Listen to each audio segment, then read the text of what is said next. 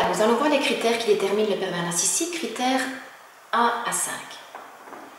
Isabelle Nazar-Agha a décrit 30 critères qui définiraient le pervers narcissique. Tous les pervers narcissiques ne possèdent pas les 30 critères, mais on peut dire qu'un individu qui en possède déjà une quinzaine a un profil de manipulateur. Il y a donc bien sûr des degrés différents de la maladie. En ce qui me concerne, la personne avec laquelle j'ai vécu plus de 20 ans possédait les 30 critères. Je vais tâcher de donner pour chacun d'eux un exemple, mais bien sûr, chaque histoire est différente et ce sera à vous de définir si votre conjoint, parent ou patron est un manipulateur. De préférence, afin de rester objectif, faites-vous aider par un proche pour faire cette évaluation.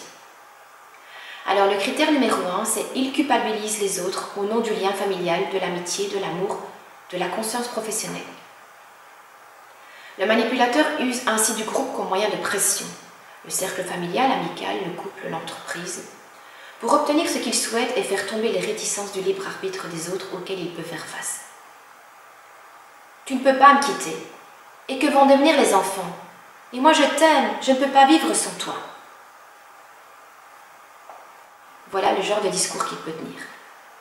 Le critère numéro 2, il reporte sa responsabilité sur les autres ou se démet des siennes.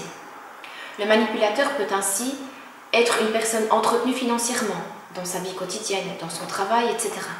En gros, il réussit à faire faire aux autres.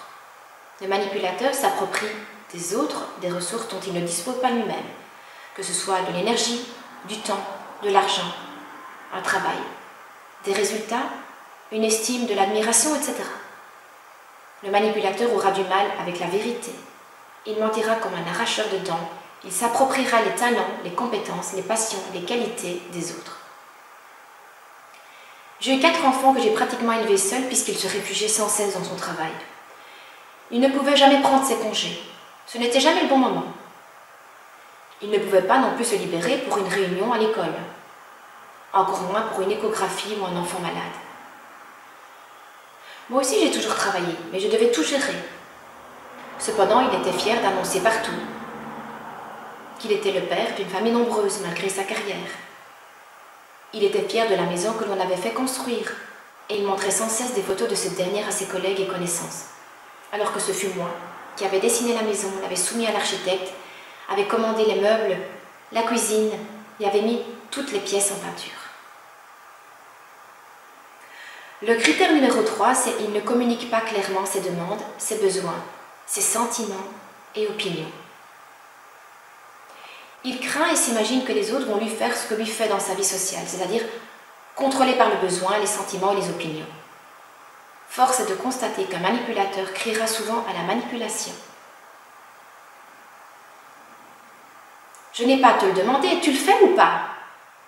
Ou encore, je ne vais pas te le dire car si ça ne fonctionne pas, tu diras que c'est moi qui t'ai influencé. En fait, on ne sait jamais sur quel pied danser.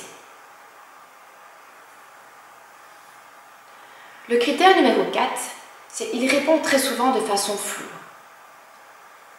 C'est peut-être le critère le plus facile à discerner. Le manipulateur veut tout savoir sur tout, mais il ne dit rien sur ce qui le concerne lui-même. Si le sujet constitue pour lui une faiblesse, il répondra d'une manière évasive. Le manipulateur ne parlera que très peu de ses échecs. Il les refoulera même en mentant à tour de bras. Il ne souhaite surtout pas que son image sociale soit écornée ou assez vacillante pour ne pas réussir à obtenir des autres. Il veut dominer selon un faux personnage ou un masque social. Il veut offrir une garantie de respectabilité, de perfection ou de pudeur. Quand je lui demandais par exemple de sévir un peu au sujet des notes scolaires de mon gamin, il tournait cela en dérision. Il faisait le pitre. Ayant abandonné ses études jeunes, il était mal placé pour faire la leçon aux enfants. Alors il évinçait cette discussion. Il se sentait en danger, en manque de crédibilité. Alors il faisait le gugus. Le 5e critère, il change ses opinions, ses comportements, ses sentiments, selon les personnes ou les situations. Les manipulateurs se prennent pour des personnes intelligentes, capables de faire perdurer tous leurs mensonges. Mais ce pouvoir est juste en leur, malsain et parfois pervers. Ils sont comme des caméléons, car d'une part, ils n'existent pas autrement que grâce au regard des autres, et d'autre part, car ils méprisent les autres et les prennent de haut.